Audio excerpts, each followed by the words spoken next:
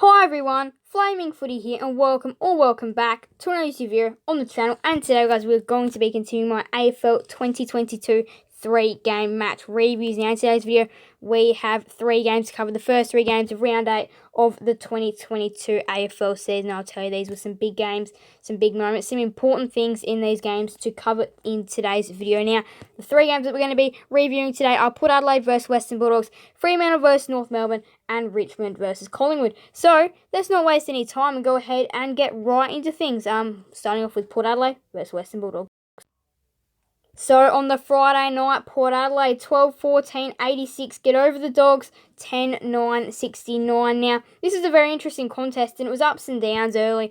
And the Bulldogs, they had the first part. They kicked 0, they were up 0-14 at one stage, and looked like this could have been a repeat of last year. But obviously, you can't say anything in the middle of the first quarter, because Port Adelaide came back in the end to take a handy 2-point lead into the first break. Second term was relatively even. Both teams, again, very close. It was 7-4-46 to 6-6-42.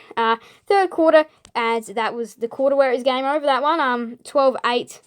80 to 8-8-56. So again, it wasn't great. You can see 4-4, 6-6, 8-8. Actually funny there. But yeah, that was the quarter where Port Adelaide said goodbye to the Dogs, and yeah, you can just see the staircase throughout the whole quarter of them getting up. And then the final quarter, not really a lot of action going on. Port Adelaide, of course, going goalless, and the Dogs trying to fight their way back, but they just fall too short in the end. Now the Dogs, the door was open for them in the final term. If they had, if they played a little bit better, if they were, say, maybe only 10 points down at three-quarter time, they would have won the game. Just because of Port Adelaide's final term, it wasn't great. So, if they're going to play like this in close games, they will definitely go down the Port Adelaide Footy Club. But that's 3 on the trot for them now. Big for them. 32 spurs for Jack McRae.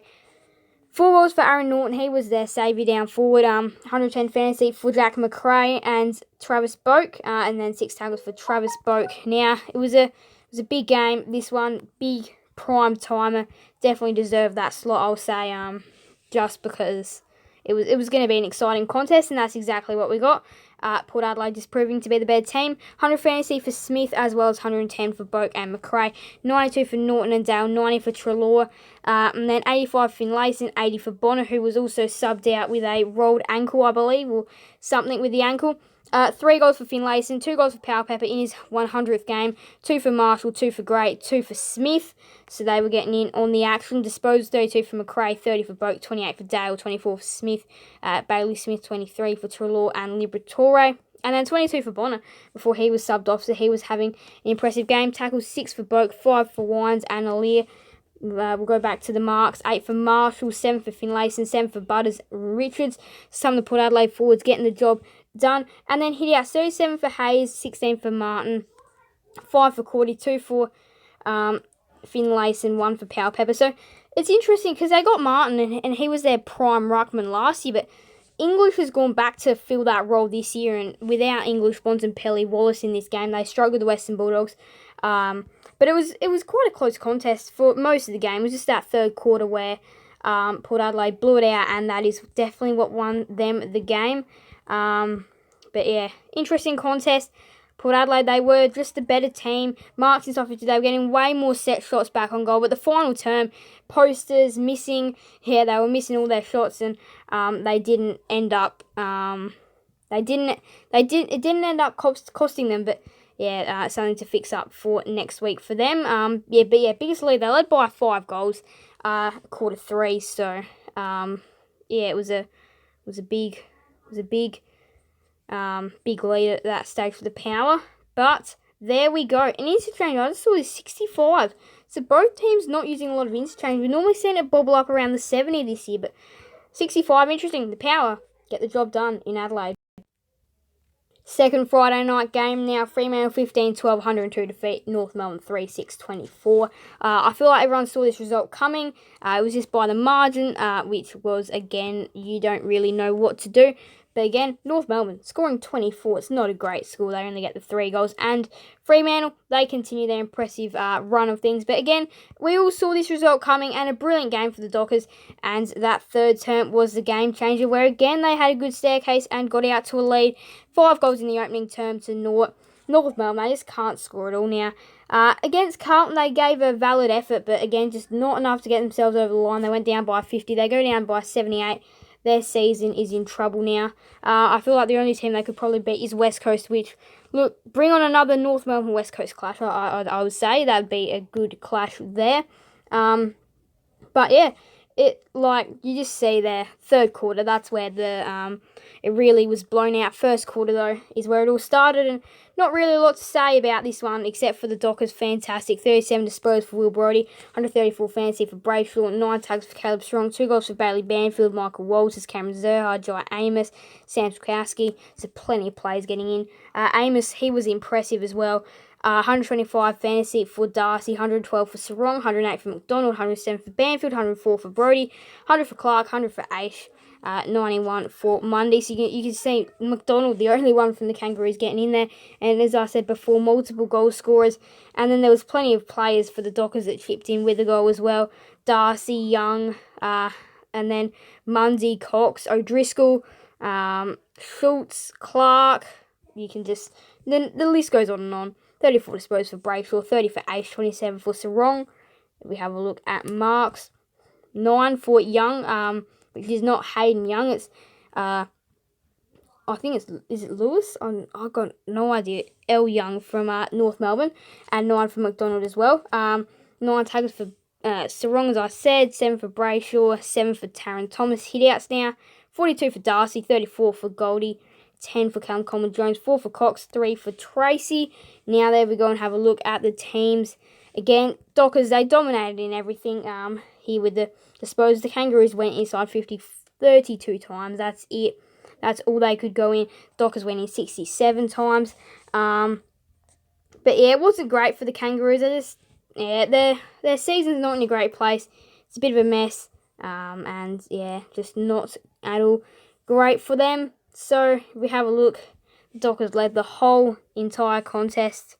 And, yeah, they just didn't do great. North Melbourne. But again, for the Dockers, they've applied the pressure. And they are looking like a really good team this year.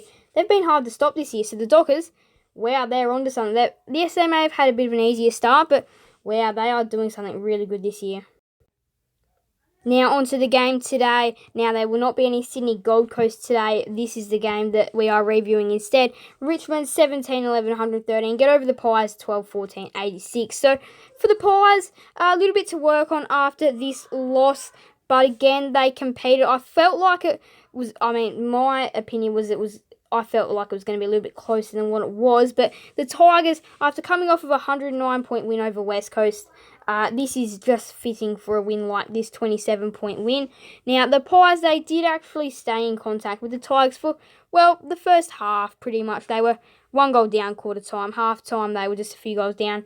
Third quarter is pretty much what did it for the Tigers. They got up by basically 5 goals. And then final turn, they got that up close to 45. And then the Pies got late goals to bring it back to that 27-point margin, which it finally was. 30 disposed for Jack Crisp, 30 for Jack Graham, 30 for Patrick Lipinski as well. So 3 players ending on the same amount of disposal on 30. Jack Graham, 6 tackles, same with Darcy Cameron and Jack Crisp and Tyler Brown. Wow, look at all that. That is... crazy. I accidentally went into and Darcy Cameron as well. So, yeah, there we go. 6 goals for Tom Lynch. 140 fantasy for Tom Lynch as well. He had a day out as well. So we're going to AFL fantasy. Yeah, Tom Lynch with the 140. It's a big number. 118 for Toby Nankervis. 117 for Jack Graham. 112 for Cameron. 111 for Chris. 95 for Koch. 94 for Shorts. Goals behinds again. 6 for Lynch. Ginnivan, he just keeps on coming. 3 goals for Jack Ginnivan. I reckon he's one of the best small forwards in the competition right now. Bolton, the other one. 2 goals, 2. 2 goals, 2 for Revolt. 2 goals, 2 for Henry. 2 goals for Dusty in his return game, so he just fits right back in with the 23 disposals as well. 2 goals for Mycheck and Hoskin Elliott. McCreary a little bit inaccurate with the 1 goal for disposals though. Have a look at that. 30 for Graham, Lipinski, Crisp, 29 for Cotron and Adams, 27 for Short. What a role he's playing. 25 for Nick Dacos as well. He's been amazing this year. Marks, 11 for Tom Lynch. He was getting plenty of shots on goal. 9 for Bolter, 7 for Graham, 6 for Revolt and Lambert. Wow. Tackles, 6 for Graham, 6 for Crisp, Cameron Brown, and then 5 for Nankervis and Noble. Now they're the hitouts. 33 for Nankervis, 16 for Soldo, 14 for Cameron, 2 for Begg. So again, not a great game for the Pies. They weren't winning the hitouts either, but yeah, it was. They did win the free kick count. However, hitouts, clearances, the Tigers were just better in that area, leading to them winning the game. The Tigers, they have been looking good over the past few weeks as well. So yeah, they've been looking good over the past few weeks. And they get another very nice win to just back up the form that they had against West Coast. And this was going to be a really interesting game as well. And now we know who comes out with the win. It's the Tigers. So for a little bit of other news, Gold Coast, they defeat Sydney today somehow. That'll be in tomorrow's match. Review for a deeper analyse of that game. And then 35-88, the Cats get over the Giants at Manuka Oval. 35 for the Giants. Not very often you see a score like that. Brisbane versus West Coast, Essendon versus Hawthorn to come. Melbourne versus St Kilda tomorrow. Can St Kilda be the team that finally ends Melbourne's drought? They could definitely do it. So that's going to be interesting. Then Carlton versus Adelaide. Can Adelaide fix up their little worries over the Giants, or will the Blues just be too good coming off of a 50-point win? We'll have to wait and see. So, no ladder because of the other games. I don't really want to throw anything off track, but wow. What the first 3 games we've had. Port Adelaide, 86, getting over the Dogs, 69. Fremantle, 102, getting over North Melbourne, 24. And then Richmond, 113, getting over Collingwood, 86. Some very interesting games in there. Yeah, 24 for North. Not going great. But that is going to wrap up today's video. Thank you guys all so much for watching. Make sure to leave a like and subscribe to hit that notification bell. So then you guys will never miss another video on the channel. Thank you guys all so much for watching. So bye everyone. Flaming Footy out.